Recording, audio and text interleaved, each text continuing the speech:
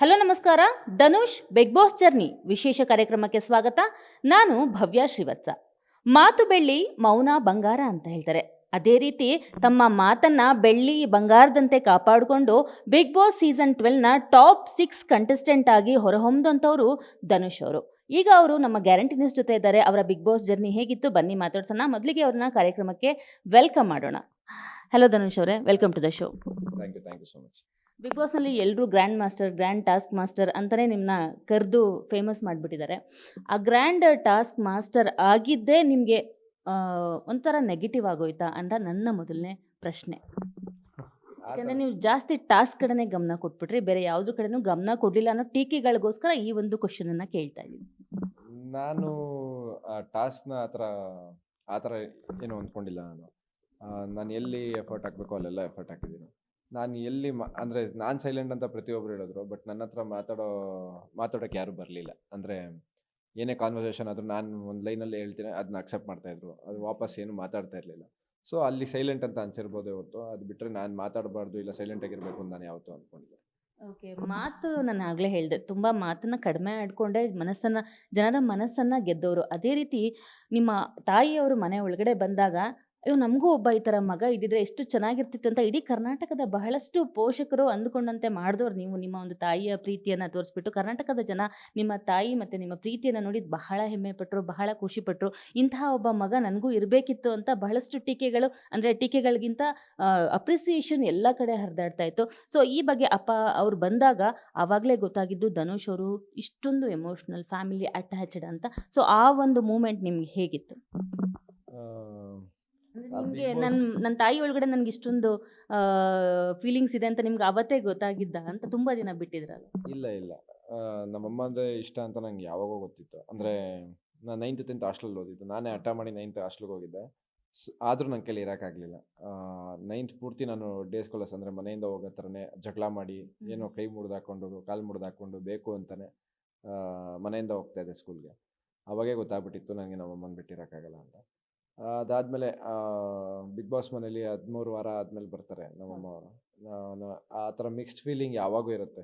Big boss ಮನೇಲಿ almost ಎಲ್ಲ ಇದು ಬೇಕು ಅಂದರೆ ಅದು ಬಿಡಬೇಕು, ಅದು ಬೇಕು ಅಂದರೆ ಇದು ಬಿಡಬೇಕು, ಅದೇ ಸಿಚುವೇಶನ್ನೇ ಜಾಸ್ತಿ ನನಗಾಗಿರೋದು. ಸೊ ಅಮ್ಮ ಬೇಕಾ ವೈಫ್ ಬೇಕಾ ಅನ್ನೋ ನನ್ನ ವೈಫ್ ಅರ್ಥ ಮಾಡ್ಕೊತಾರೆ ಅಂತ ನನಗೆ ಗೊತ್ತು. ನಮ್ಮಮ್ಮ ಇಷ್ಟ ಅಂತಲೂ ಅವಳಿಗೆ ಗೊತ್ತು. ಸೊ ನಮ್ಮಮ್ಮನೇ ನಾನು ಚೂಸ್ ಮಾಡಿ. ಓಕೆ, ಪ್ರತಿಯೊಂದು ಬಿಗ್ ಬಾಸ್ ಸೀಸನ್ನು ಎಂಟರ್ಟೈನ್ಮೆಂಟ್ ಪರ್ಪಸ್ಗೆ ನಡೆಯೋದು, ವ್ಯಕ್ತಿತ್ವದ ಆಟ ಅಂತಲೇ ಹೇಳೋದು. ಆದರೆ ಈ ಸಲ ನಿಮ್ಮ ಒಂದು ಧನುಷ್ ಅವರ ಒಂದು ಆ್ಯಂಗಲಲ್ಲಿ ನೋಡೋದಾದರೆ ಬಿಗ್ ಬಾಸ್ ಯಾವ ರೀತಿಯ ಆಟ, ವ್ಯಕ್ತಿತ್ವದ ಆಟ ಅಂತ ಎಲ್ರಿಗೂ ಗೊತ್ತು. ಅಲ್ಲಿ ಟಾಸ್ಕ್ ಆಡಿದವರು ಸರ್ವೈವ್ ಆಗಲಿಲ್ಲ, ತುಂಬ ಜಾಸ್ತಿ ಜಗಳ ಆಡಿದವರು ಸರ್ವೈವ್ ಆಗೋಕ್ಕಾಗ್ತಿರ್ಲಿಲ್ಲ, ತುಂಬ ಮಾತಾಡೋರು, ತುಂಬ ಮೌನವಾಗಿರೋರು, ಎಲ್ಲರೂ ಜನ ಇಷ್ಟಪಟ್ಟೇ ಪಡ್ತಾರೆ. ಒಬ್ಬೊಬ್ರಿಗೆ ಒಂದೊಂದು ಕ್ಯಾಟಗರಿ ಇಷ್ಟ ಆಗುತ್ತೆ. ಸೊ ನಿಮ್ಮ ಪ್ರಕಾರ ಬಿಗ್ ಬಾಸ್ ಯಾವ ರೀತಿಯ ಆಟ, ಏನನ್ನು ನಾವು ಹೈಲೈಟ್ ಮಾಡಬೇಕು ಅಂತ ನಿಮ್ಗೆ ಅನ್ಸುತ್ತೆ? ಯಾಕೆಂದರೆ ಟಾಸ್ಕ್ ಒಂದೇ ಕಾನ್ಸಂಟ್ರೇಟ್ ಮಾಡಿದ್ರೇ ಗೆಲ್ಬೋದಾ, ಎಂಟರ್ಟೈನ್ಮೆಂಟು ಇರಬೇಕಾ, ಯಾವ ಥರ ಅನಿಸುತ್ತೆ? ಯಾಕೆಂದರೆ ಎಂಟರ್ಟೈನ್ಮೆಂಟ್ ಮಾಡಿದಂತಹ ಗಿಲ್ಲಿ ಇವತ್ತು ಬಿಗ್ ಬಾಸ್ ಕಪ್ಪನ್ನು ಗೆದ್ದಿದ್ದಾರೆ. ಸೊ ನಿಮಗೆ ಏನು ಅನ್ನಿಸ್ತು ಕೊನೆಗೆ? ನೀವು ಟಾಪ್ 5 ರನ್ನರ್ ಅಪ್ ಆಗಿ ಆಚೆ ಬರ್ತಿರಲ್ಲ, ಸೊ ನಿಮ್ಗೆ ಏನು ಅನ್ನಿಸ್ತು ಆ ಒಂದು ಮೂಮೆಂಟು? ಬಿಗ್ ಬಾಸ್ ಯಾವ ರೀತಿಯ ಆಟ ಅನ್ನಿಸ್ತು? ಈ ಬಿಗ್ ಬಾಸ್ ಒಂದು ಸೀಸನಲ್ಲೇ ಒಂಥರ ಆಟ ಇರಿದ್ರೆ, 2ನೇ ಸೀಸನಲ್ಲಿ ಇನ್ನೊಂದು ಥರ ಆಟ ಇರುತ್ತೆ. ಪ್ರಿಡಿಕ್ಟ್ ಮಾಡೋಕ್ಕೆ ಆಗಲ್ಲ. ಒಂದು ಸೀಸನಲ್ಲಿ ವ್ಯಕ್ತಿತ್ವ ಗೆಲ್ಲುತ್ತೆ, ಒಂದು ಸೀಸನಲ್ಲಿ ಎಂಟರ್ಟೈನ್ಮೆಂಟ್ ಗೆಲ್ಲುತ್ತೆ, ಒಂದು ಸೀಸನಲ್ಲಿ ಟಾಸ್ಕ್ ಗೆಲ್ಲುತ್ತೆ. ಸೊ ನೋಡೋ ರೀತಿ ಮೇಲೆ ಹೇಗೆ ಹೋಗುತ್ತೆ ಆ ಸೀಸನ್ ಫಸ್ಟಿಂದ ಲಾಸ್ಟ್ವರೆಗೂ ಅದ್ರ ಮೇಲೆ ಡಿಪೆಂಡ್ ಆಗುತ್ತೆ. ಒಂದೊಂದು ಜಾನರಿಂದ ಯಾರು ಗೆಲ್ಲಬೇಕು ಯಾರು ಗೆಲ್ಲಬಾರ್ದು ಅಂತ. ಸೊ ಈ ಸೀಸನ್ ಬಂದು ಒಂದು ಎಂಟರ್ಟೈನ್ಮೆಂಟ್ ಆಗಲಿ ಅದರಿಂದ ಗೆದ್ದಿದೆ. ಸೊ ಗಿಲ್ಲಿ ಗೆದ್ದಿದ್ದಾನೆ. ಸೊ ಟಾಸ್ಕ್ಗಿಂತ ಟ್ರೂ ಎಂಟರ್ಟೈನರ್ ಇಲ್ಲಿ ಗೆದ್ದುಬಿಟ್ಟಿದ್ದಾರೆ ಅಂತ ಹೇಳ್ತೀರಾ. ಆದರೆ ಗಿಲ್ಲಿ ಮತ್ತು ಅಶ್ವಿನಿ ಅವರ ಒಂದು ಒಳಗಡೆ ನಡೀತಿದ್ದಂತಹ ಜಗಳ, ಮಾತಿನ ಚಕಮಕಿಗಳು ಹೊರಗಡೆ ಬೇರೆ ಥರನೇ ಪೋಟ್ರೆ ಆಗಿಬಿಟ್ಟಿತ್ತು. ಯಾವ ಥರ ಅಂದರೆ ಜಾತಿ, ಅಂದರೆ ಕುರುಬ ವರ್ಸಸ್ ಗೌಡ, ಶ್ರೀಮಂತ ವರ್ಸಸ್ ಬಡವ. ಸೊ ಏನಿದು ಶ್ರೀಮಂತ ವರ್ಸಸ್ ಬಡವ? ಯಾಕೆ ಅಷ್ಟೊಂದು ಹೈಲೈಟ್ ಆಯಿತು ಬಡವರ ಮಕ್ಕಳು ಬೆಳಿಬೇಕು ಅಂತ? ಏಕೆಂದರೆ ಬಿಗ್ ಬಾಸ್ ಏನು ಶ್ರೀಮಂತ ಬಡವರ ಆಟ ಅಲ್ಲ, ಅದೊಂದು entertainment game, reality show. So ಇಷ್ಟೊಂದು ಜಗಳಗಳು, ಇಷ್ಟೊಂದು ಹೊಡೆದಾಟಗಳು, ಹೊರಗಡೆ ಆರೋಪ ಪ್ರತ್ಯಾರೋಪಗಳು ಆಡ್ತಿದೆ. ಸೊ ಬಿಗ್ ಬಾಸ್ ಈ ಥರ ನಿಮ್ಗೆ ಅನ್ಸುತ್ತಾ ಇದು ಬಡವ ಶ್ರೀಮಂತರ ಆಟ, ಇದು ತಪ್ಪು, ಇದು ಅವ್ರು ಅಂತಿರೋದು ಫ್ಯಾನ್ಸ್ ಅಂತ ನಿಮ್ಗೆ ಏನು ಹೇಳಕ್ಕೆ ಇಷ್ಟಪಡ್ತಾರೆ ಈ ಒಂದು ಮಾತಿನ ಬಗ್ಗೆ? ಬಡವ ಶ್ರೀಮಂತ, ಕುರುಬ ವರ್ಸಸ್ ಗೌಡ, ರಾಜಕೀಯ, ಇದೆಲ್ಲದ್ರ ಬಗ್ಗೆ ಏನು ಹೇಳ್ತೀರಾ? ಒಳಗಡೆ ಇರಬೇಕಂದ್ರೆ ನನಗೆ ಇವಾಗ ಬಿಗ್ ಬಾಸ್ ಮನೇಲಿ ಇದ್ದೆ ನಾನು ಅಷ್ಟು ವಾರ, 16 ವಾರ. ನಮಗೆ ಅಲ್ಲಿ ಪಡೋ ಕಷ್ಟಕ್ಕೆ ಪ್ರತಿಯೊಬ್ಬರು ಯಾರೇ ಸಪೋರ್ಟ್ ಮಾಡಿದ್ರು ಖುಷಿನೇ. ಯಾಕಂದರೆ ಯಾವ ರೀತಿ ಮಾಡಿದ್ರು ಖುಷಿನೇ. ಬಟ್ ಆ ಥರ ಸಪೋರ್ಟ್ ಮಾಡೋ ಇದರಲ್ಲಿ ಜಗಳ ಮಾಡ್ಕೊಳ್ಳೋದು ತಪ್ಪು. ನಾನು ಸರಿ ಅಂದರೆ ನನಗೆ ಸಪೋರ್ಟ್ ಮಾಡೋರು ನಾನು ಸರಿ ಅಂತ ಹೇಳಬೇಕು ಹೊರತು ಆಪೋಸಿಟ್ ಆಗಿರೋನು ತಪ್ಪು ಅಂತ ಹೇಳೋದು ನನಗೆ ತಪ್ಪು ಅಂತ ಅನಿಸುತ್ತೆ. ಸೊ ಇವಾಗ ಅವರಿಬ್ಬರನ್ನ ನೀವು ತೊಗೊಂಡ್ರೆ ಅಶ್ವಿನಿ ಮೇಡಮ್ ಸರಿ ಅಂತ ಅನಿಸಿದವರು ಅವ್ರಿಗೆ ಸಪೋರ್ಟ್ ಮಾಡೋರು ಅವ್ರು ಸರಿ ಅಂತ ಹೇಳಿ ಸಪೋರ್ಟ್ ಮಾಡಿ, ಗಿಲ್ಲಿ ಅವ್ರು ಸರಿ ಅಂತ ಅನ್ಸೋರು ಅವರು ಸಪೋರ್ಟ್ ಮಾಡ್ತಾ ಇರೋರು ಅವ್ರು ಸರಿ ಅಂತ ಹೇಳಿ ಸಪೋರ್ಟ್ ಮಾಡಿ. ನೀವು ಅವ್ರನ್ನ ತಪ್ಪು ಅಂತ ಅನ್ನೋದು ಇವ್ರನ್ನ ತಪ್ಪು ಅನ್ನೋದು ಬೇಕಾಗಿಲ್ಲ. ಸುಮ್ಮನೆ ಜಗಳನೇ ಬೇಕಾಗಿಲ್ಲ. It's entertainment show. ಒಂದು ಎಂಟರ್ಟೈನ್ಮೆಂಟ್ಗೋಸ್ಕರ ನೋಡಿರ್ತೀರಾ, ಅದನ್ನ ಎಂಟರ್ಟೈನ್ಮೆಂಟ್ ಆಗೇ ತೊಗೊಂಡು ಮುಂದೆ ಹೋಗ್ಬೇಕಷ್ಟೇ. ಸ್ಟೇಜ್ ಮೇಲೆ ಸುದೀಪ್ ಅವರು ಕೂಡ ಹೇಳ್ತಾರೆ, ಇದೊಂದು ಎಂಟರ್ಟೈನ್ಮೆಂಟ್ ಶೋ, ಎಂಜಾಯ್ ಮಾಡಿ, ಎಂಟರ್ಟೈನ್ ಮಾಡಲಿಕ್ಕೆ ಬಿಡಿ, ನೀವು ಯಾಕೆ ಇಷ್ಟೊಂದು ಜಗಳ ಆಡ್ತಿದ್ದೀರಾ? ಯಾಕೆಂದರೆ ಬಿಗ್ ಬಾಸ್ ಗೆದ್ದರೆ ಅವರೇನು ನಿಮ್ಮ ಮನೆಗೆ ದುಡ್ಡು ತಂದು ಕೊಡಲ್ಲ, ಅವರೇ ತೊಗೊಂಡು ಹೋಗ್ತಾರೆ, ಕಪ್ಪನ ಅವ್ರ ಮನೆಗೆ ತೊಗೊಂಡು ಹೋಗ್ತಾರೆ ಅಂತ ಹೇಳಿದ್ರು. ಸೊ ನಿನ್ನೆಯಿಂದನೂ ಒಂದು ಟ್ರೋಲ್ ಆಗ್ತಿರೋದು ಗಿಲ್ಲಿ ಅವರು ಮತ್ತು ಅಶ್ವಿನಿ ಅವರು ಹೇಳ್ತಾರೆ, ಗಿಲ್ಲಿ ಬಡವ ಅಲ್ಲ, ಅವನು ಆ ಥರ ಮುಖವಾಡ ಧರಿಸ್ಕೊಂಡಿದ್ದಾನೆ ಅಷ್ಟೇ ಅಂತ ಅಂದರು. ಗಿಲ್ಲಿ ಹೇಳ್ತಾರೆ, ನಾನು ಬಡವ ಅಂತ ಹೇಳ್ಕೊಂಡೇ ಇಲ್ಲ ನಾನು ಅಂತ ಹೇಳಿದ್ರು. ಇದ್ರ ಮಧ್ಯೆ ಕಾವ್ಯ ಅವರು ಒಂದು ಪೋಸ್ಟ್ ಮಾಡ್ತಾರೆ, ಗಿಲ್ಲಿ ಬಡವ್ರ ಮಕ್ಕಳು ಬೆಳಿಬೇಕು, ಎಸ್ ಕಂಟಿನ್ಯೂ ದಿಸ್ ಅಂತ ಜಸ್ಟ್ ಅವ್ರು ವಿಶ್ ಮಾಡ್ತಾರೆ ಅಷ್ಟೇ. ಕಾವ್ಯ ಅವರು ಇದು ಯಾವುದು ನೆಗೆಟಿವ್ ಇಲ್ಲ, ಅವ್ರು ಹೇಳಿದ್ದು ಇವ್ರು ಹೇಳಿದ್ದು. ಬಟ್ ಹೊರಗಡೆ ಈ ಥರ ಪೋಟ್ರೆ ಆಗ್ತಿದೆ. ಸೊ ಬಿಗ್ ಬಾಸ್ ನೋಡಿದಂತಹ ಅಭಿಮಾನಿಗಳಿಗೆ ನಿಮ್ಮ ಒಂದು ಕಿವಿ ಮಾತೇನು? ಇದನ್ನ ಎಂಟರ್ಟೈನ್ಮೆಂಟ್ ಶೋ ಇರೋದ್ರಿಂದ ಎಂಟರ್ಟೈನ್ಮೆಂಟ್ ಆಗೇ ನೋಡಬೇಕಾ, ಅಥವಾ ಇದನ್ನ ಈ ಥರನೇ ಮುಂದುವರ್ಸ್ಕೊಳೋದು ಎಷ್ಟು ಚೆನ್ನಾಗಿರುತ್ತೆ ಅಲ್ವಾ? ಏಕೆಂದರೆ ನೀವೆಲ್ಲ ತುಂಬ ಚೆನ್ನಾಗಿರ್ತೀರಾ, ಆರಾಮಾಗಿರ್ತೀರ, ಯಾರಲ್ಲೂ ಯಾವ ದ್ವೇಷನೂ ಇಲ್ಲ. ನೀವು ಧ್ರುವಂತ್ ಅವ್ರ ಜೊತೆನೂ ಜಗಳ ಆಡಿದ್ರಿ, ಬಟ್ ನಾನು ಒಳ್ಳೆ ಹುಡುಗ ಧ್ರುವಂತ್, ದೇವ್ರಂತ ಮನುಷ್ಯ ಅಂತ ಹೇಳ್ತೀರಾ. ಸೊ ಹಾಗಾಗಿ ನಾನು ಕೇಳ್ತಾ ಇದ್ದೀನಿ, ಸೊ ಇದು ಈ ಥರ ಪೋಟ್ರೆ ಆಗ್ತಿದೆ, ಫ್ಯಾನ್ಸ್ಗೆ ಏನು ಹೇಳ್ತೀರಾ ನೀವು? ನಾನು ನೋಡ್ದಂಗೆ ಗಿಲ್ಲಿ ಯಾವತ್ತೂ ಅವ್ನು ಬಡವ ಅಂತ ನಾನು ಹೇಳ್ಕೊಂಡಿದ್ದು ನಾನು ನೋಡಿಲ್ಲ. ಅವನು ಯಾವಾಗೂ ಇಲ್ಲ ನನ್ನ ಹತ್ರ ಕಾರ್ ಇದೆ, ಬೆಂಗಳೂರಲ್ಲಿ ಅಂದರೆ ಬಾಡಿಗೆ ಮನೆ ಆಗಿದ್ರು ಮನೆ ಮಾಡ್ಕೊಂಡಿದ್ದೀನಿ, ಊರಲ್ಲಿ ಕುರಿ ಫಾರ್ಮ್ ಮಾಡಬೇಕು ಅಂತ ಅಂದ್ಕೊಂಡಿದ್ದೀನಿ, ಅದು ಇದು ಅಂತಲೇ ಹೇಳಿದ್ದಾನೆ. ನನಗೆ ಹತ್ರ ಯಾವತ್ತೂ ಬಡವ ಅಂತ ಹೇಳ್ಕೊಂಡಿಲ್ಲ, ನನ್ನ ಹತ್ರ ಎಸ್ಪೆಷಲಿ. ಆಮೇಲೆ ಬಡವರಾಗಿದ್ರು ಸಾಹುಕಾರರಾಗಿದ್ರು ಅಲ್ಲಿ ಏನು ಯಾರು ಜನರು ಇಷ್ಟಪಟ್ಟೆ ಹಾಕಿರ್ತಾರೆ. ಅದರಲ್ಲಿ ನನಗೇನು ಬಡವರು ಅಂತ ಗೆದ್ರು ಸಾಹುಕಾರರು ಅಂತ ಗೆದ್ರು ಅಂತ ನನಗನ್ಸಿಲ್ಲ. ಅವ್ನು ಎಂಟರ್ಟೈನ್ ಮಾಡ್ದ, ಅದು ಜನರಿಗೆ ಇಷ್ಟ ಆಯಿತು, ಆ ಓಟಿಂದ ಅವ್ನು ಗೆದ್ದ. ಅದು ಬಿಟ್ಟರೆ ಇನ್ನೇನಿಲ್ಲ. ಆಮೇಲೆ ಅದನ್ನ ಇಟ್ಕೊಂಡು ನೀವು ಜಗಳ ಮಾಡಿಕೊಂಡು ನಿಮ್ಮ ಮನಸ್ಥಿತಿನೆಲ್ಲ ಹಾಳು ಮಾಡಿಕೊಂಡು ನಿಮ್ಮ ಪೀಸ್ ಆಫ್ ಮೈಂಡ್ನ ಯಾಕೆ ಹಾಳು ಮಾಡ್ಕೊತಾ ಇದ್ದೀರಾ? ಅವ್ರ ಪಾಡಿಗೆ ಅವ್ರು ಎಂಜಾಯ್ ಮಾಡ್ತಾ ಇದ್ದಾರೆ, ನಿಮ್ಮ ಪಾಡಿಗೆ ನೀವು ಎಂಜಾಯ್ ಮಾಡ್ಕೊಳ್ಳಿ. ಸಪೋರ್ಟ್ ಮಾಡೋದು ತಪ್ಪೇ ಅಲ್ಲ. ಆ ಸಪೋರ್ಟ್ ಮಾಡ್ತಾ ಇರೋದಕ್ಕೆ ನಾವು ಇಲ್ಲಿರೋದು. ನಿಮ್ಮ ಸಪೋರ್ಟಿಂದ ನಿಮ್ಮ ಪ್ರೀತಿಯಿಂದನೇ ನಾವು ಬೆಳೀತಾ ಇರೋದು.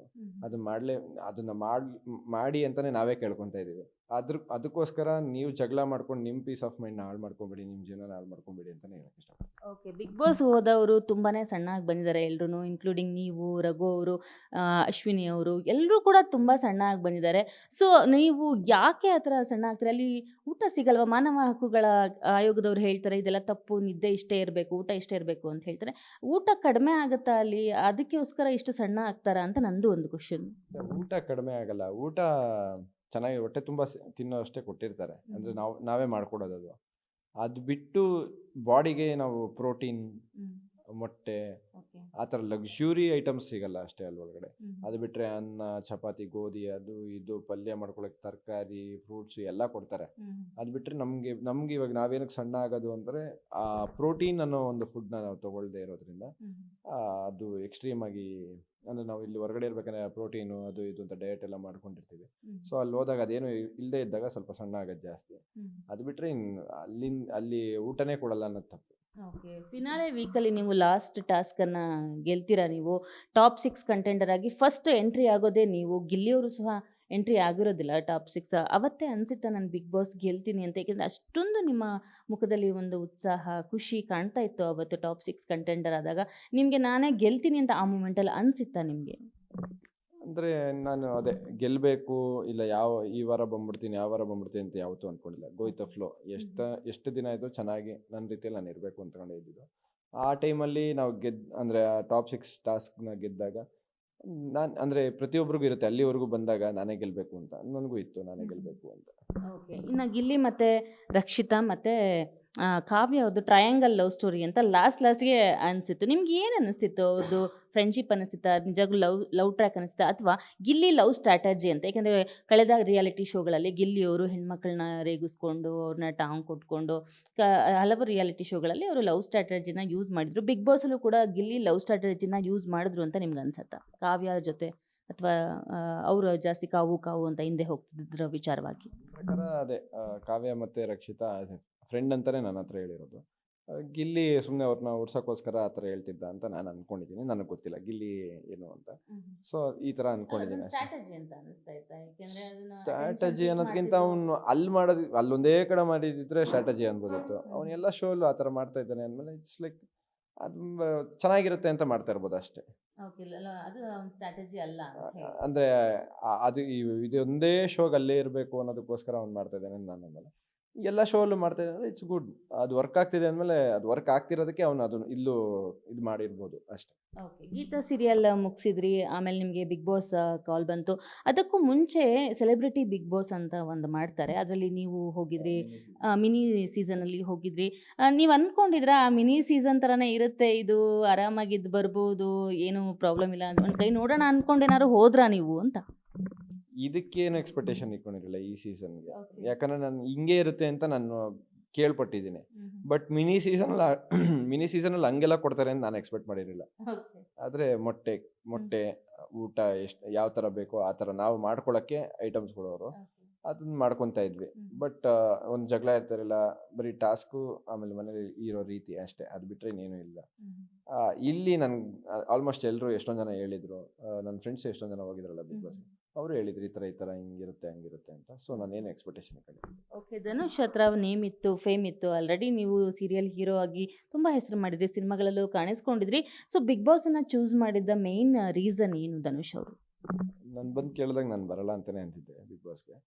ಅದಾದಮೇಲೆ ನಮ್ಮಮ್ಮ ನನ್ನ ವೈಫ್ ಫೋರ್ಸ್ ಮಾಡಿ ಹೋಗಲೇಬೇಕು ಅಂತಂದಿದ್ದಕ್ಕೆ ಸರಿ ಆಯಿತು ಅಂತ. ಓಕೆ, ಈ ಹಿಂದಿನ ನೀವು ಮಿನಿ ಸೀಸನಲ್ಲಿ ಹೋಗಿದ್ರಿ, ಓಕೆ, ಅಲ್ಲಿ ಇದ್ದು ಬಂದಿದ್ರಿ. ಬಟ್ ನಿಮಗೆ ಈ ಹಿಂದಿನ ಸೀಸನ್ಗಳನ್ನ ನೋಡಿದ್ರಾ? ವಿನ್ನರ್ಸು ಹೇಗೆ ಆಟ ಆಡ್ತಾರೆ, ಟಾಸ್ಕ್ ಅಂದರೆ ಹೇಗಿರುತ್ತೆ? ಯಾಕೆಂದರೆ ನೋಡಿದ ತಕ್ಷಣ ಆಟ ಈಸಿ ಅನಿಸುತ್ತೆ, ಆದರೆ ಅಲ್ಲಿ ಆಡೋದು ಕಷ್ಟ ಇರುತ್ತೆ. ಸೊ ಟಾಸ್ಕ್ ಅಂದರೆ ಹೀಗಿರುತ್ತೆ, ಹಿಂದಿನ ಸೀಸನ್ ನೋಡ್ಕೊಂಡು ಹೋಗೋದು, ಅಲ್ಲಿ ಯಾವ ಥರ ಸ್ಟ್ರಾಟಜಿಗಳು ಯೂಸ್ ಮಾಡ್ತಾರೆ. ಯಾಕೆಂದರೆ ನಾವು ಸರ್ವೈವ್ ಆಗಬೇಕು ಅಂದರೆ ಕೆಲವೊಂದು ನಮ್ಮ ಹತ್ರನೂ ಒಂದಷ್ಟು ಐಡಿಯಾಸ್ಗಳಿರಬೇಕಲ್ವಾ? ನೋಡಿದ್ರಾ ನೀವು ಹಿಂದಿನ ಸೀಸನ್ಸ್? ಬರೀ ಪ್ರೋಮೋಸ್ ನೋಡಿದ್ದೀನಿ ಅಷ್ಟೇ. ನಾನು colours channel follow ಮಾಡ್ತೀನಲ್ವಾ, so promos ನೋಡಿದ್ದೀನಿ ಬಿಗ್ ಬಾಸ್. ಅದು ಬಿಟ್ಟರೆ ಸೀಸನ್ ಯಾವತ್ತೂ ನೋಡಿಲ್ಲ ನಾನು. ಹೀಗೆ ಇರಬೇಕು ಹಾಗೆ ಇರಬೇಕು ಅಂತ ನಾನು ಅಂದ್ಕೊಂಡೇ ಹೋಗಿಲ್ಲ. ಯಾಕಂದರೆ ನಾನು ಆ್ಯಕ್ಟ್ರೇ, ಬಟ್ ಸೀರಿಯಲಲ್ಲಿ ಮಾಡ್ತೀನಿ, ಈ ಥರ ನಿಜ ಜೀವನದಲ್ಲಿ ಮಾಡೋಕ್ಕೆ ನನಗೆ ಬರಲ್ಲ. ಏನೇ ಪ್ಲ್ಯಾನ್ ಮಾಡ್ಕೊಂಡಿದ್ರು 2 ದಿನಕ್ಕೆ ಆಚೆ ಬಂದಿರೋದೆಲ್ಲ. ಸೊ ನಾನು ಇರೋ ರೀತಿ ಇದ್ದೆ. ಟಾಸ್ಕ್ ಅಂತ ಬಂದಾಗ ನಂಗೆ ತುಂಬ ಚೆನ್ನಾಗಿ ಅರ್ಥ ಆಗ್ತಿತ್ತು. ಟಾಸ್ಕ್ ತುಂಬ ಚೆನ್ನಾಗಿ ಆಡ್ತಿದ್ದೆ, ಸ್ಟ್ರೆಂತು ಮತ್ತು ಫಾಸ್ಟ್ ಎಲ್ಲ ಇದ್ದಲ್ಲ. ಸೊ ಚೆನ್ನಾಗಾಯಿತು ಅಂತ ಅಂದ್ಬಿಟ್ಟು. ಧನುಷ್ ಅವರು ಬಿಗ್ ಬಾಸ್ ಮನೇಲಿ ಜಗಳ ಆಡಿದ್ದಕ್ಕಿಂತ ಹೆಚ್ಚಾಗಿ ಜಗಳವನ್ನು ಬಿಡಿಸಿದ್ದೇ ಹೆಚ್ಚು. ಯಾರು ಜಗಳ ಆಡಿದ್ರು ಮೊದಲು ಬಿಡ್ಸಕ್ಕೆ ಹೋಗ್ತಿದ್ದಿದ್ದೆ ಧನುಷು, ಯಾರು ಹೊಡಿಯೋಕೆ ಹೋದ್ರು ಮೊದಲು ಅಡ್ಡ ಹೋಗ್ತಿದ್ದಿದ್ದೆ ಧನುಷು. ಸೊ ನಿಮ್ಮ ಒಂದು ಜಗಳ ಹೈಲೈಟ್ ಆಗಿದ್ದು ಅಂದರೆ ಡಾಗ್ ಬ್ರೀಡರ್ ಕೆಡಬಂ ಸತೀಶ್ ಅವರ ಜೊತೆ ಮತ್ತು ಧ್ರುವಂತ್ ಅವ್ರ ಜೊತೆ ಒಂದು ಜಗಳ ಹೈಲೈಟ್ ಆಗಿತ್ತು. ಸೊ ಆ ಜಗಳ ಅಲ್ಲಿಗೆ ಸ್ಟಾಪ್ ಆಗಿತ್ತಾ, ಕ್ಯಾರಿ ಆಗಿತ್ತಾ ನಿಮ್ಮ ಒಂದು ಅಲ್ಲಿ ಕೋಪ ಏನಾದ್ರೂ ಧ್ರುವಂತ್ ಅವ್ರ ಜೊತೆ? ಯಾಕೆಂದರೆ ಸತೀಶ್ ಅವ್ರು ಬೇಗ ಹೋಗ್ಬಿಟ್ಟಿದ್ರು, ಧ್ರುವಂತ್ ಅವ್ರ ಜೊತೆ ಏನಾದ್ರು ಕ್ಯಾರಿ ಆಗಿತ್ತಾ? ಯಾಕೆಂದರೆ ಜಾಸ್ತಿ ನೀವು ಕೂತ್ಕೊಂಡು ಮಾತಾಡಿದ್ದೆಲ್ಲ ಅಷ್ಟಿರಲಿಲ್ಲ, ಹಾಗಾಗಿ. ಇಲ್ಲ, ಆ ಜಗಳದಿಂದ ನಾವಿಬ್ಬರು ಕೂತ್ಕೊಂಡು ಮಾತಾಡಿಲ್ಲ ಅಂತಿಲ್ಲ. ನಮಗೆ ಅವ್ರಿಗೆ ಸ್ಟಾರ್ಟಿಂಗಿಂದನೂ ವೈಬ್ ಸೆಟ್ ಆಗಿಲ್ಲ. ನಾನು ಅವ್ರಿಗೆ ಅಲ್ಲಿರ್ಬೇಕನ್ನೂ ಹೇಳ್ತಾ ಇದ್ದೆ, ಅವ್ರು ಕೆಟ್ಟವರು ಅಂತೆಲ್ಲ ಏನಿಲ್ಲ. ಬಟ್ ನನಗೆ ಅವ್ರಿಗೆ ವೈಬ್ ಸೆಟ್ ಆಗಿಲ್ಲ ಅಷ್ಟೇ. ರಘು ಸರ್ ಜೊತೆನೂ ಜಗಳ ಮಾಡಿದ್ದೆ. ಅದೊಂದು 2 ವಾರ ಕ್ಯಾಪ್ಟನ್ದು ಆ ಕಾಯಿನ್ ಏನೋ ನಮ್ಮನ್ನೆಲ್ಲ ಹೊರಗಡೆ ಇಟ್ಟು ಅವ್ರು ಕ್ಯಾಪ್ಟನ್ ಆಗಿರೋದು. ಆ ಟೈಮಲ್ಲಿ ಒಂದು 3 ವಾರ ಏನೋ ಮನಸ್ತಾಪ ಆಗಿತ್ತು ಅಷ್ಟೇ. ಅದು ಬಿಟ್ಟರೆ ಅದನ್ನು ಕಂಟಿನ್ಯೂ ಮಾಡೋಕ್ಕೆ ಹೋಗಲಿಲ್ಲ ನಾನು. ಇನ್ನೊಬ್ರು ಯಾರು? Satish sir. Okay, Satish sir ಇಲ್ಲ, ಅವರು ಬೇಗ ಹೊರಟೋದ್ರಲ್ಲ, ಅದನ್ನು ನಾನು ಅಲ್ಲೇ ಮಾಡ್ತೋದೆ. ಓಕೆ, ಇನ್ನು ಜಗಳ ಅಂತ ಬಂದಾಗ ಧ್ರುವಂತ್ ಅವರು ಹೇಳೋರು, ಎಲ್ಲರೂ ಮುಖವಾಡ ಧರಿಸಿ ಬದುಕ್ತಾರೆ, ಎಲ್ಲರೂ ಮುಖವಾಡ ನಾಟಕ ಆಡ್ಕೊಂಡು ಬದುಕ್ತಿದ್ದಾರೆ, ಬಟ್ ನಾನು ಒಬ್ಬನೇ ಇಲ್ಲಿ ಓಪನ್ ಆಗಿ ಬದುಕ್ತಿರೋದು. ಏನು ತಪ್ಪು ಅಂದರೆ ತಪ್ಪು ಅಂತ ಹೇಳ್ತೀನಿ, ಸರಿ ಅಂದರೆ ಸರಿ ಅಂತ ಹೇಳ್ತೀನಿ, ಸರಿಗಿಲ್ಲ ಅಂದರೆ ನೀವು ಅಂದರೆ ಸರಿ ಇಲ್ಲ ಅಂತ ಹೇಳ್ತೀನಿ, ನಾನು ಒಬ್ಬನೇ ಈ ಥರ ಅಂತ ಹೇಳ್ತೀವಿ. ಅದನ್ನ ಡೈರೆಕ್ಟಾಗಿ ಧನುಷ್ ಅವ್ರಿಗೆ ಹೇಳ್ತಿದ್ರಾ ಅಂತ ನಮಗೆ ಡೌಟ್. ಯಾಕೆಂದರೆ ಧನುಷ್ ಅವರು ಎಲ್ಲರೂ ಅಡ್ಜಸ್ಟ್ ಆಗಿಬಿಡ್ತಿದ್ರು, ಯಾರ ಜೊತೆನೂ ಅಷ್ಟೊಂದು ಮಾತಾಡ್ತಿರ್ಲಿಲ್ಲ. ಅದನ್ನು ನಿಮಗೆ ಪರ್ಟಿಕ್ಯುಲರ್ ನಿಮಗೆ ಹೇಳ್ತಿದ್ರ ಅವರು ಮುಖವಾಡ ಧರಿಸ್ಕೊಂಡಿದ್ದು ಆಟ ಆಡ್ತಿದ್ದಾರೆ ಇಲ್ಲಿ ಅಂತ, ಅಥವಾ ಎಲ್ರಿಗೂ ಜನರಲ್ ಆಗಿ ಹೇಳ್ತಿದ್ರು ಅಂತ ಅನಿಸ್ತಿತ್ತಾ? ಅದನ್ನ ಅವ್ರನ್ನೇ ಕೇಳಬೇಕು ನೀವು. ನನಗೆ ನನಗೆ ಡೈರೆಕ್ಟಾಗಿ ಹೇಳಿದ್ರೆ ಅಲ್ಲೇ ಉತ್ತರ ಕೊಡ್ತಾ ಇದ್ದೆ ನಾನು. ನನಗೆ ಹೇಳಿಲ್ಲ ಅಂತ ಅಂದ್ಕೊಂಡಿದ್ದೀನಿ. ಅದು ಅವರೇ ಕೇಳಬೇಕು. ಹಾಗಾದ್ರೆ ಧನುಷ್ ಅವ್ರಿಗೆ ಅನ್ಸಿದ್ಯಾ ಅಲ್ಲಿದ್ದ ಅಷ್ಟು ಜನದಲ್ಲಿ ಯಾರು ಮುಖವಾಡ ಧರಿಸಿ ಆಡ್ತಾ ಇದ್ದಾರೆ, ಜೆನ್ಯೂನ್ ಆಗಿ ಆಡ್ತಾ ಇಲ್ಲ ಇವರು ಅಂತ ಯಾರ ಬಗ್ಗೆ ಏನಾದರೂ ಅನ್ಸಿದ್ಯಾ, ಅಲ್ಲಿ ಪ್ರಾಮಾಣಿಕವಾಗಿ ಆಡಲಿಲ್ಲ ಅಂತ? ನಾನಂತೂ ಮುಖವಾಡ ಹಾಕೊಂಡಿಲ್ಲ, ನಾನು ಇರೋ ರೀತಿನೇ ಇದ್ದೆ. ಬಟ್ ಅಲ್ಲಿ ಆ ಮುಖವಾಡ ಹಾಕೊಂಡಿದ್ರೋ ಇಲ್ವೋ ಅದು ನನಗೆ ಗೊತ್ತಿಲ್ಲ. ಬಟ್ ಅವ್ರು ಏನೇ ಮುಖವಾಡ ಹಾಕೊಂಡಿದ್ರು ಆಚೆ ಬರುತ್ತೆ. ಅದು ಮುಖವಾಡ ಹಾಕೊಂಡು ಅದು ಆಚೆ ಬರಲಿಲ್ಲ ಅಂದರೆ ಇಟ್ಸ್ ಗುಡ್ ಸ್ಟ್ರಾಟಜಿ. ಅವ್ರು ಇರೋ ರೀತಿ ಅವ್ರು ಹಿಂಗೆ ತೋರಿಸ್ಕೊಬೇಕು ಅಂತ ಅಂದ್ಕೊಂಡಿದ್ರೆ ಹಂಗೆ ತೋರಿಸ್ಕೊಂಡಿರ್ಬೋದು. ಇಲ್ಲ ಅವರು ಮುಖವಾಡ ಇಲ್ಲಿ ಅಷ್ಟು ಪರ್ಫೆಕ್ಟಾಗಿ ತೋರಿಸ್ಕೊಂಡಿರ್ಬೋದು. ಅವ್ರ ಆಟ ಹಂಗೆ ಆಟ ಆಡಿರ್ಬೋದು. ಇಲ್ಲ ಮುಖವಾಡ ಹಾಕೊಂಡಿದ್ರೆ 2 ವಾರಕ್ಕೆ 1 ವಾರಕ್ಕೆಲ್ಲ ಆಚೆ ಬಂದ್ಬಿಡುತ್ತೆ ಅದು. ಎಲ್ಲ ಅವ್ರು ಇದ್ದಿದ್ದ ರೀತಿನೇ ಇದ್ರು ಅಂತ ಅನ್ಕೊಂತೀನಿ. ಇಲ್ಲ ಅಂದ್ರೂ ಅವ್ರ ಮುಖವಾಡ ಏನು ಆಚೆ ಬಂದಿಲ್ಲ ಅಂತಂದರೆ it's good strategy. Okay.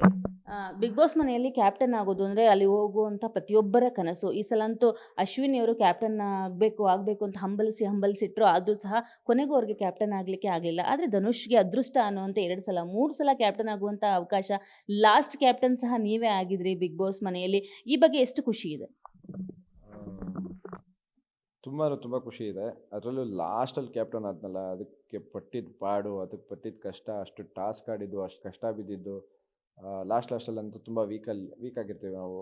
Last ಮೂಮೆಂಟಲ್ಲಿ ಊಟ ಎನರ್ಜಿ ಇರಲ್ಲ, ಸುಸ್ತಾಗ್ತಿರುತ್ತೆ. ಊಟ ಅಷ್ಟು ಪ್ರೋಟೀನ್ಸ್ ಏನು ಇಲ್ಲದೇ ಇರೋದ್ರಿಂದ ತುಂಬ ಸುಸ್ತಾಗ್ತಿರುತ್ತೆ. ಪ್ರತಿಯೊಂದು ಟಾಸ್ಕಲ್ಲೂ ನಾವು ಫಸ್ಟ್ ಆಗ್ತಾಯಿದ್ದ ಎಫರ್ಟ್ಗಿಂತ ಒಂದು 10 ಪಟ್ಟು ಜಾಸ್ತಿನೇ ಹಾಕಬೇಕು, ಯಾಕಂದರೆ ಅಷ್ಟು ಸುಸ್ತಾಗ್ತಿರುತ್ತೆ. ಸೊ ಆ ಕಷ್ಟ ಜಾಸ್ತಿ ಪಟ್ಟಷ್ಟು ಅದು ಏನೋ ಸಿಕ್ಕಿದಾಗ ಸುಖ ಜಾಸ್ತಿ ಅಂತಾರಲ್ಲ, ಅಷ್ಟೇ ಖುಷಿ ಆಯಿತು 3rd ಟೈಮ್ ಕ್ಯಾಪ್ಟನ್ ಆಗಿದ್ದು. ಅದು ಬಂದು ಸುದೀಪ್ ಸರ್ ಅದ್ರ ಬಗ್ಗೆ ಮಾತಾಡಿದ್ದು ಇನ್ನೊಂದು ಖುಷಿ. ಓಕೆ. ರಕ್ಷಿತಾ ಮತ್ತು ಫಸ್ಟ್ ವೀಕಲ್ಲಿ ಜಾಹ್ನವಿ ಅವ್ರದ್ದು ಅಶ್ವಿನಿ ಅವ್ರದ್ದು ಜಗಳ ಆಗತ್ತೆ. ಸೊ ಆವಾಗ ಸ್ಟ್ಯಾಂಡ್ ತೊಗೊಂಡಿದ್ದೆ ಗಿಲ್ಲಿ. ಹಾಗಾಗಿ ನಾನು ಕಿಚ್ಚನ ಚಪ್ಪಾಳೆ ಗಿಲ್ಲಿ ಕೊಡ್ತೀನಿ ಅಂತ ಗಿಲ್ಲಿ ಕೊಡ್ತಾರೆ Sudeep sir. But next time Rajat ಅವರು ವೈಲ್ಡ್ ಕಾರ್ಡ್ ಎಂಟ್ರಿ ಬಂದಾಗ ನಮಗೆ ನೋಡಲಿಕ್ಕೆ ಅಶ್ವಿನಿ ಅವ್ರ ಮೇಲೆ ತುಂಬಾ ಎಫೆಕ್ಟ್ ಆಗುತ್ತೆ. ಚೈತ್ರ ಅವರು ಅವ್ರ ಮೇಲೆ ಜಗಳ ಆಡಿ ಪರ್ಚಿ ರಕ್ತ ಎಲ್ಲ ಬಂದಿದ್ದಿರತ್ತೆ. ಸೊ ಯಾರು ಕೂಡ ಅಶ್ವಿನಿ ಅವ್ರ ಬಗ್ಗೆ ಸ್ಟ್ಯಾಂಡ್ ತಗೊಳ್ಳಿಲ್ವಾ ಮನೇಲಿ? ಅಷ್ಟೊಂದು ಅವರು ಬೇಜಾರು ಮಾಡಿಬಿಟ್ಟಿದ್ರ ಎಲ್ರಿಗೂ? ಯಾರೊಬ್ಬರು ಕೂಡ ಅಶ್ವಿನಿ ಅವರ ಪರ ಮಾತಾಡಲಿಲ್ಲ. ಏಕೆಂದರೆ ಅದು ಮಾಡಿದ ತಪ್ಪು ಚೈತ್ರ ಅವರು ಅಂತ ಹೇಳಿಲ್ಲ. ರಜತ್ ಅವರು ಆ ಥರ ನೂಕಿದ್ದು ತಪ್ಪು ಅಂತ ಹೇಳಿಲ್ಲ. ಆಮೇಲೆ ಇನ್ನೊಂದು ಇಂಟರ್ವ್ಯೂಲ್ಲಿ ಅಶ್ವಿನಿ ಅವರು ಹೇಳಿದರು, ರಜತ್ ಅವರು ಏಕಾಏಕಿ ನನ್ನ ಮೇಲೆ ಬಂದಿದ್ದರು, ನಾನು ಬಿಗ್ ಬಾಸ್ಗೆ ರಿಕ್ವೆಸ್ಟ್ ಮಾಡ್ಕೊಂಡಿದ್ದೆ ಇದನ್ನು ಪ್ರಸಾರ ಮಾಡಬೇಡಿ ಅಂತ. ಸೊ ಹಾಗಾಗಿ ಪ್ರಸಾರ ಮಾಡಲಿಲ್ಲ. ಬಿಗ್ ಬಾಸಿಂದ ಆಚೆ ಬಂದಿದ್ದೀನಲ್ವಾ, ಅದಕ್ಕೆ ಹೇಳ್ತಾ ಇದ್ದೀನಿ ಅಂತ ಹೇಳಿದರು. ಸೊ ಇಂಥ ಟೈಮಲ್ಲಿ ಅಪೋಸ್ ಮಾಡಿದ್ದು ನೋಡಿದ್ರಾ, ಅಥವಾ ಇದು ತಪ್ಪು ಅಂತ ಅವ್ರಿಗೆ ಹೇಳೋ ಮನವರಿಕೆ ಯಾರಾದರೂ ಮಾಡಿದ್ರಾ ಮನೆಯಲ್ಲಿ? ನಾನು ಆ ವಿಷಯಕ್ಕೆ ನಾಮಿನೇಟೇ ಮಾಡಿದ್ದೆ ರಜತ್ ಅವ್ರನ್ನ. ಅದು ನಾಮಿನೇಷನ್ ಟೈಮಲ್ಲೇ ಅದು ಮಾತುಕತೆ ನಡೆದಿದ್ದು, ಅದು ತಪ್ಪು ನೀವು ಮಾತಾಡಿದ್ದು ಹಂಗಂತ ಅವ್ರು ಮಾತಾಡಿಲ್ಲ ಅಂತಲ್ಲ. ಸೊ ಅವ್ರ ಜಗಳದಲ್ಲಿ ಇವರು ಮಾತಾಡಿದ್ರು, ಅವರು ಮಾತಾಡಿದ್ರು. ಆಮೇಲೆ ನೀವು ತಳ್ಳಿದ್ದು ತಪ್ಪು, ಅದು ಅಷ್ಟೊಂದು ಫೋರ್ಸಾಗಿ ಬೇಡವಾಗಿತ್ತು ಅಂತಲೇ ಹೇಳಿದ್ದೀವಿ. ಇವಾಗ ಅವರೇ ಅಷ್ಟು ಜಗಳ ಆಡ್ತಾ ಇರಬೇಕಾದ್ರೆ ನಾವು ಹೋಗಿ ಅದನ್ನ ಜಗಳ ಮಾಡೋಕ್ಕಾಗಲ್ಲ. ನಾನು ಹೇಳ್ಬೋದು ಅಷ್ಟೇ, ಅದನ್ನು ಅವ್ರನ್ನ ನಿಲ್ಲಿಸಿ ನೀವು ಮಾಡಿದ ತಪ್ಪು, ಯಾಕಂದರೆ ನಮ್ಮ ಸೀಸನಲ್ಲಿ ಇಲ್ಲಿವರೆಗೂ ಹೋಗೇ ಬಾರೆ ಅನ್ನೋದೇ ದೊಡ್ಡ ವಿಷಯ, ನೀವು ಬಂದು ಈ ಥರ ಎಲ್ಲ ಮಾತಾಡ್ತಿರೋದು ತಪ್ಪು ಅಂತ ನಾಮಿನೇಟ್ ಮಾಡಿದ್ವಿ. ಅವ್ರಿಗೋಸ್ಕರ ಸ್ಟ್ಯಾಂಡ್ ತೊಗೊಂಡಿಲ್ಲ ಅಂತಲ್ಲ, ಹೆಂಗೆ ತೊಗೊಬೇಕೋ ಹಂಗೆ ನನ್ನ ರೀತಿಯಲ್ಲಿ ನಾನು ತೊಗೊಂಡಿದ್ದೀನಿ ಅಷ್ಟೇ. ರಕ್ಷಿತದ ಏನಕ್ಕೆ ಅಂತಂದರೆ, ರಕ್ಷಿತಾ ವಾಪಸ್ ಮಾತಾಡಿಲ್ಲ ಅಲ್ಲಿ.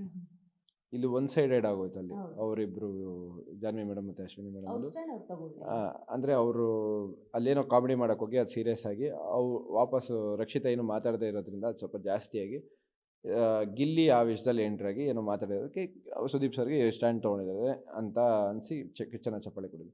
ಮತ್ತು ಅಶ್ವಿನಿ ಮೇಡಮ್ ವಿಷಯದಲ್ಲಿ ಏನಾಗುತ್ತೆ ಅಂದರೆ, ಅವ್ರಿಗೆ ಅವ್ರು ಸ್ಟ್ಯಾಂಡ್ ತೊಗೊಳೋ ಎಲ್ಲ ಕೇಪಬಿಲಿಟಿ ಅವ್ರಿಗಿದೆ. ಅವ್ರಿಗೆ ಸ್ಟ್ಯಾಂಡ್ ಅಷ್ಟು ಕ್ಲೀನಾಗಿ ತೊಗೊತಾ ಇದ್ರು. ಅವ್ರ ವಿಷಯಕ್ಕೆ ಬಂದಾಗಂತೂ ಇನ್ನು ತುಂಬ ಚೆನ್ನಾಗಿ ತೊಗೊತಾ ಇದ್ರು. ಆ ಮಾತಿನ ಬರದಲ್ಲಿ ಅವ್ರು ಸ್ಟ್ಯಾಂಡ್ ತೊಗೊಳೋದು ತಪ್ಪೇ ಅಲ್ಲ. ನಾನು ಅವ್ರಿಗೆ ಅದನ್ನೇ ಹೇಳ್ತಾ ಇದ್ದೆ, ಅವ್ರು ಸ್ಟ್ಯಾಂಡ್ ತೊಗೊಳೋದು ತಪ್ಪೇ ಅಲ್ಲ. ಆ ಮಾತಿನ ಬರದಲ್ಲಿ ಅವ್ರು ಮಾತಾಡಿದ್ರು ಅಂತ ಇವರು ಮಾತಾಡ್ತಾಯಿದ್ರು. ಅದೊಂದೇ ಅವ್ರು ಕೋಪ ಜಾಸ್ತಿ. ಅಂದರೆ ನಾನು ಎಲ್ಲ ಇದರಲ್ಲಿ ಹೇಳಿದ್ದೀನಿ, ಕೋಪ ಜಾಸ್ತಿ ಅಷ್ಟೇ ಅವ್ರಿಗೆ.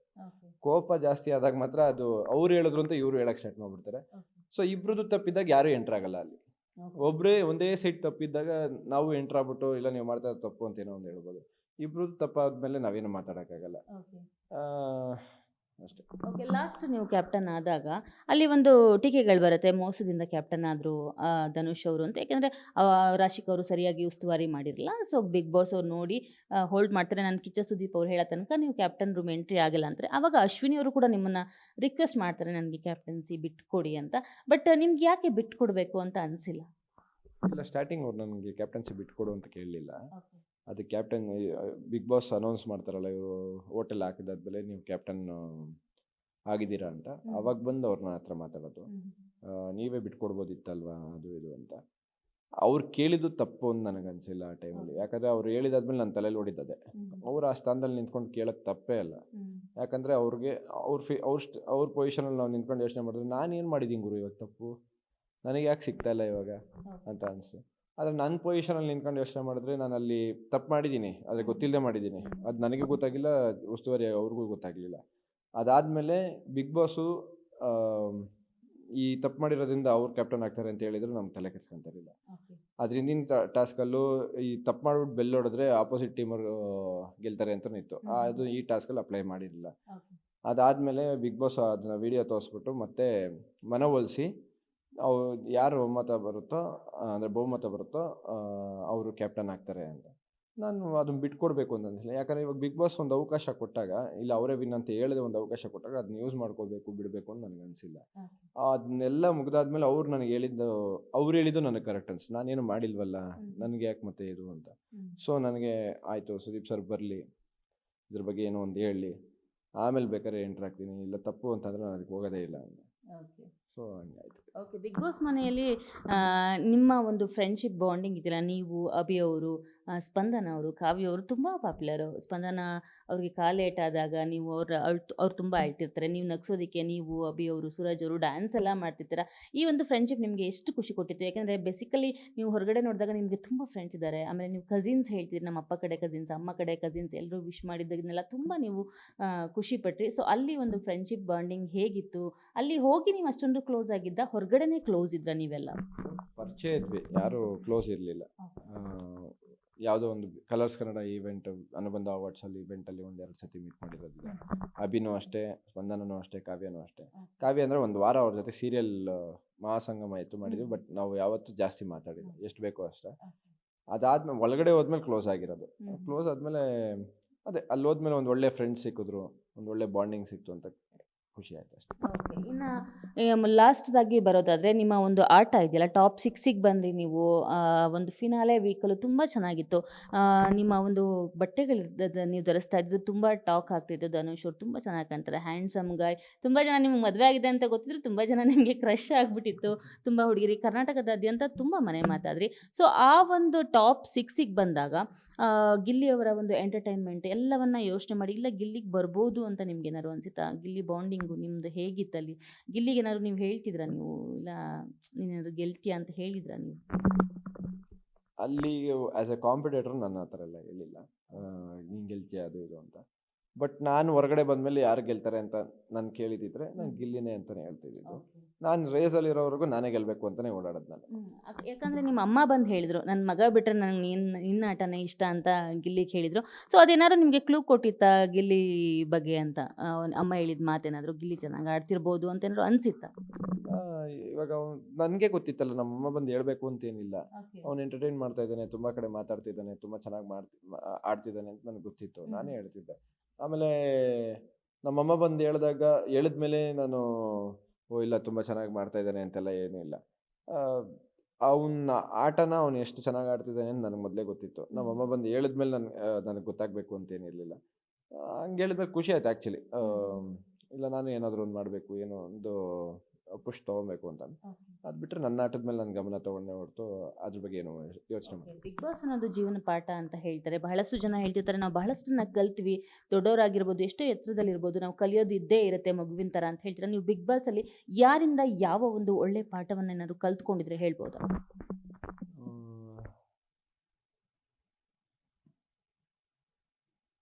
ಎಲ್ಲ ನನಗೆ ಎಷ್ಟೊಂದು ಜನ ಇಷ್ಟ ಆಗಿದ್ದಾರೆ. ಈಗ ನನಗೆ ಅಲ್ಲಿ ಇವ್ರು ಇಷ್ಟ ಇಲ್ಲ, ಅವ್ರು ಇಷ್ಟ ಇಲ್ಲ ಅಂತ ಯಾರೂ ಇಲ್ಲ, ಎಲ್ಲರೂ ಚೆನ್ನಾಗಿದ್ರು ನನ್ನ ಜೊತೆ, ಎಲ್ಲರೂ ಇಷ್ಟ ಆಗಿದ್ದಾರೆ. ಆಮೇಲೆ ಮಂಜು ಭಾಷಿಣಿ ಅವರು ತುಂಬ ಚೆನ್ನಾಗಿ ಮಾತಾಡ್ತಿದ್ರು. ಅವರು ಒಂಥರ ಟಚಿಂಗ್ ಆಗಿ ಮಾತಾಡ್ತಿದ್ರು, ಏನು ಮಾತಾಡೋದು ಕರೆಕ್ಟಾಗಿ ಮಾತಾಡ್ತಿದ್ರು. ಅದಾದಮೇಲೆ ಪ್ರತಿಯೊಬ್ಬರು ಲೈಕ್ ಅವ್ರವ್ರ ರೀತಿಯಲ್ಲಿ ಅವ್ರವ್ರು ಗ್ರೇಟಾಗೇ ಇದ್ದರು. ತುಂಬ ಕಲ್ತಿದ್ದೀನಿ, ಫ್ಯಾಮಿಲಿಗೆ ರೆಸ್ಪೆಕ್ಟ್ ಮಾಡೋದು, ಅವ್ರಿಗೆ ಟೈಮ್ ಕೊಡೋದು. ಏನೋ ಒಂದು ಒಳಗಡೆ ಹೋದ್ಮೇಲೆ ಎಲ್ಲ ಬ್ಲಾಕ್ ಆಗುತ್ತೆ, ಏನು ನಮ್ಮ ಹತ್ರ ಇಲ್ಲದೆ ಇದ್ದಾಗ ಅದ್ರ ವ್ಯಾಲ್ಯೂ ಏನು ಅಂತ ಪ್ರತಿಯೊಂದು ಗೊತ್ತಾಗಿದೆ ಅಷ್ಟೇ. ಓಕೆ. ಬಹಳ ಇಷ್ಟ ಇಲ್ಲದೆ ನಾನು ಹೋದೆ, ನಂಗೆ ಇಷ್ಟ ಇರಲಿಲ್ಲ ಬಿಗ್ ಬಾಸ್ಗೆ ಹೋಗೋದು. ಅಮ್ಮ ಹೇಳಿದ್ರು, ನನ್ನ ವೈಫ್ ಹೇಳಿದ್ರು ಅಂತ ಹೇಳಿದ್ರಿ. ಸೊ ಬಿಗ್ ಬಾಸಲ್ಲಿ ಹೋದ್ಮೇಲೆ ಏನಾದ್ರು ಮಿಸ್ ಮಾಡ್ಕೊಳ್ತಿದ್ರಾ ಬಿಗ್ ಬಾಸ್ ಮನೆಯಲ್ಲಿ, ಅಥವಾ ಅಲ್ಲಿಂದ ಬಂದಮೇಲೆ ಇವಾಗ ಏನಾದರೂ ಮಿಸ್ ಮಾಡ್ಕೊಳ್ತಾ ಇದ್ದೀರಾ? ಹೋದಾಗ ಅದೇ ಫ್ಯಾಮಿಲಿನ ಮಿಸ್ ಮಾಡ್ಕೊತಿದ್ದೆ. ಟಿ ವಿ, ಮೊಬೈಲು, ಎಂಟರ್ಟೈನ್ಮೆಂಟು, ಹೊರಗಡೆ ಆ ಸುದ್ದಿ ಅದು ಏನೋ ಒಂದು ಗೊತ್ತಾಗ್ತಿದ್ರೆ ಚೆನ್ನಾಗಿರುತ್ತೆ. ಬಟ್ ಅಲ್ಲಿಂದ ವಾಪಸ್ ಬಂದಮೇಲೆ ಅಲ್ಲಿರೋ ಜನರು, ಆಮೇಲೆ ಅಲ್ಲಿದ್ದು wake up song, mic, task, especially tasks ತುಂಬ ಖುಷಿ ಅಂದರೆ ಅದನ್ನ ಇವಾಗ ನಾವು ಎಲ್ಲೂ ಆಡೋಲ್ಲ, ಇನ್ನು ಲೈಫ್ ಲಾಂಗ್ ಎಲ್ಲೂ ಆಟಾಡೋಕ್ಕೆ ಹೋಗಲ್ಲ. ಆ ಥರ ಒಂದು ಗುಡ್ ಫೀಲಿಂಗ್ ಓಕೆ, ಪ್ರತಿಯೊಬ್ರು ಹೇಳೋದು ವೇಕಪ್ ಸಾಂಗ್ ಅಂಡ್ ಮೈಕ್. ನಾವು ಬಂದ ತಕ್ಷಣ ಒಂದೆರಡು ದಿನ ಮೈಕ್ ಚೆಕ್ ಮಾಡ್ಕೊಳ್ತಿರ್ತೀವಿ ಅಂತ ಹೇಳ್ತಿರ್ತಾರೆ. ನಿಮಗೂ ಅದು ಅನ್ನಿಸ್ತಾ, ಫೀಲ್ ಆಯ್ತಾ ಮೈಕ್ ಚೆಕ್ ಮಾಡ್ಕೊತಿದ್ದೆ ನಾನು? ಅಂದ್ರೆ ಒಂದೊಂದು ಟೈಮಲ್ಲಿ ಅನ್ಸುತ್ತೆ. ಇವಾಗೇನೋ ಮಾತಾಡ್ತಾ ಇರ್ತೀನಿ, ಅಯ್ಯೋ ಮೈಕ್ ಹಾಕಿದ್ದೀನಿ ಇಲ್ಲ ಅಂತ ಹಿಂಗೆ ನೋಡ್ಕೊತಾ ಇರ್ತೀವಿ. ಸೊ ಅನ್ಸುತ್ತೆ ಒಂದು 2 ಡೇಸ್ ಹಂಗೆ ಅನ್ಸುತ್ತೆ.